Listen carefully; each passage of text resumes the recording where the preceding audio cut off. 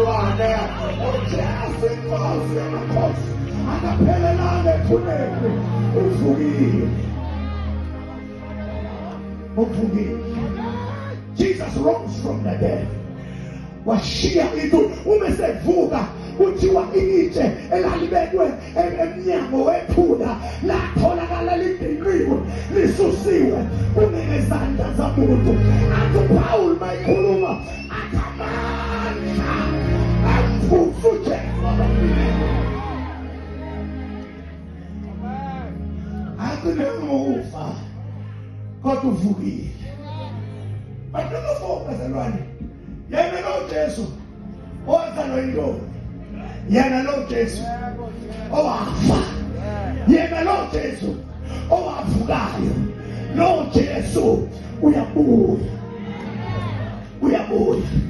Abantu bangamemezela yini khona la ukuthi Jesus is coming back again.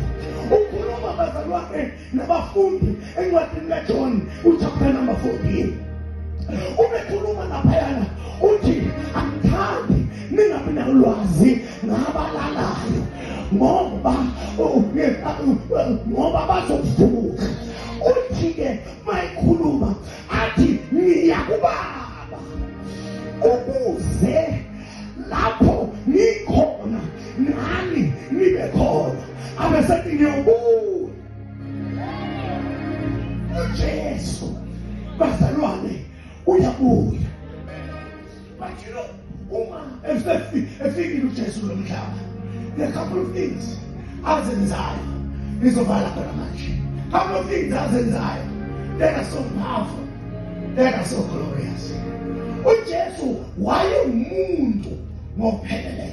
Amen. Ngifuna ukuthi sibambe leyo. uJesu wayengumuntu ngokupheleleyo. Khona ikaka uJesu khona kuthiwa wayekhathele. Yes. Wenza njani?